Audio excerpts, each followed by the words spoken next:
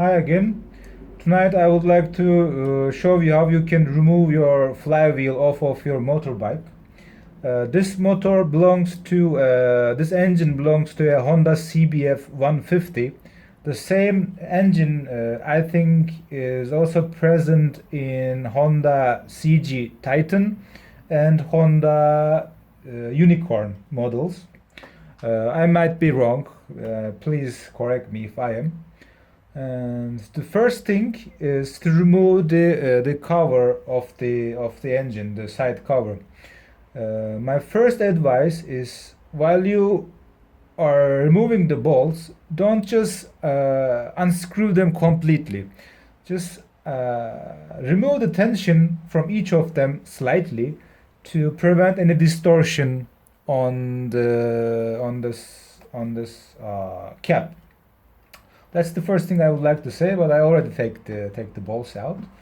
The second thing is the flywheel is also a magnetic part. I will explain it later, and it will a bit resist for to you taking the cap, and you may need to fiddle it a bit, and you need to take it out. And yeah, at this moment the flywheel is actually holding nothing else but the flywheel. The magnetic part of the flywheel is holding the cap, so I need to take it off. Yes, and let's put this part back in. I will explain it later.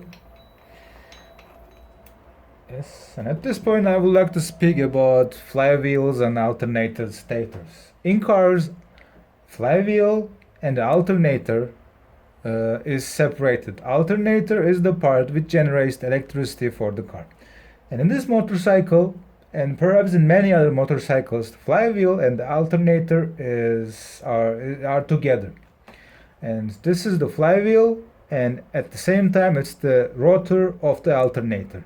And this inner part, this inner metal part, is a permanent magnet. So you should be careful not to damage it. If you damage it, you may completely prevent your motorcycle from generating enough electricity to run it.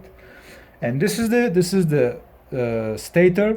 As you can see, the coils, the copper coils, and these two together are generating the electricity.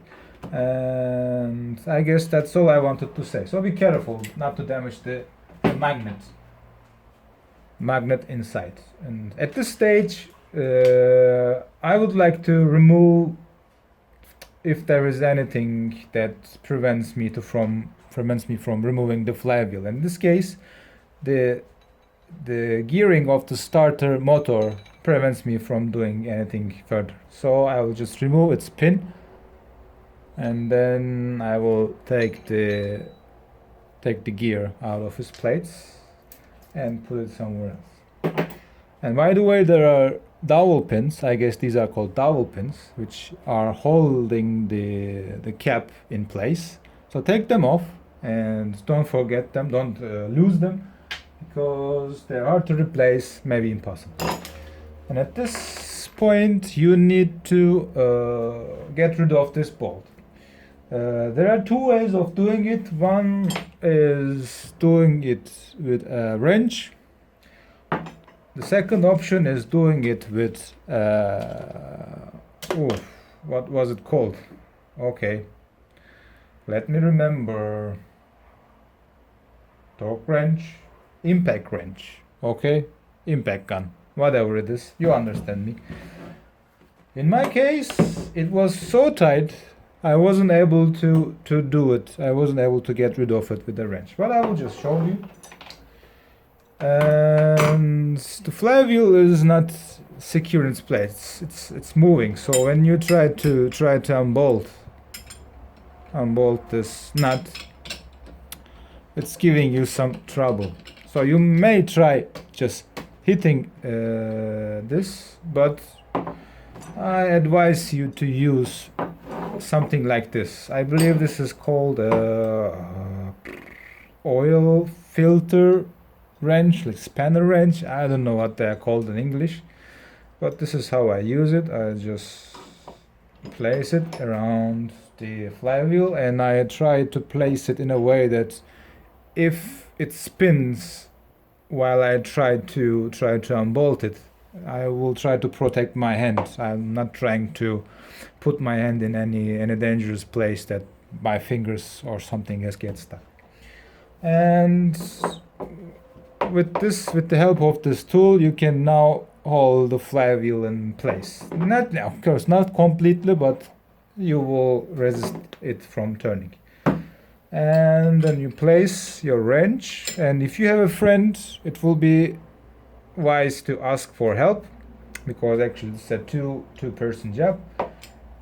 And while someone holds the flywheel in place, try to unbolt the screw while you hammer, or with a rubber hammer, try to hit your wrench. Try if it's too tight. If you try to just do it by turning it, it may not open. And while doing it, if you try the way of just hitting this wrench, be careful not to snap it, not to make it loose. Otherwise, you may damage the nut. You may completely ruin it. Can even happen. And if these methods don't work, by the way, you can also use a socket wrench also. And I have one, but this is the bigger wrench I have. My socket wrench is just small. And if these options don't work, then you have to use an impact gun. And while doing it, I advise you to use a proper impact socket. I have impact sockets, as you can see, but they are not compatible with my tool. They are a bit small, so I have to use a normal socket. And while you're using the impact gun, try to use it with pulses like this. My experience, it works better. And yeah, let me adjust this in a way that the gun won't block, and let me show you if I can. Let me see if I can show you. See if it's turning in the right direction. Yes. And as I said, I'm trying to secure my hand. I'm trying to hold the flywheel in place. The socket is completely connected to the bolt, and let's see if I can take it out. So as you can see, very easily I take it off, and it was as easy. I took it already in real, but it was as easy. With my hands it was impossible. With the impact gun, it made it so easy. And at this stage, you need to take the flywheel off of its place, but because the shaft has a taper, you cannot just pull it off. You need to use a special tool to take the flywheel from the shaft. There are special tools which just you screw it around this piece of the flywheel, and then there is another shaft and a bolt in the center. And when you turn that shaft, it just pulls the flywheel out of its place. That's the original tool, but I don't have it. I have, I guess this is called a bearing puller. I have this tool, and I had to modify one leg slightly, made it smaller than the original size. As you can see, this is the original on the left, and this is the one that I grind off with a angle grinder. The reason is the original thickness didn't fit the hole around the flywheel.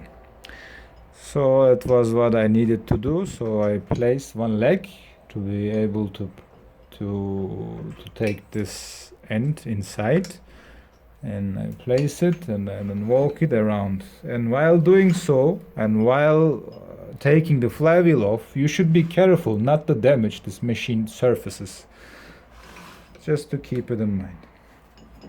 And then I will place the rest of this the spooler in place carefully behind the flywheel, and I will try to center it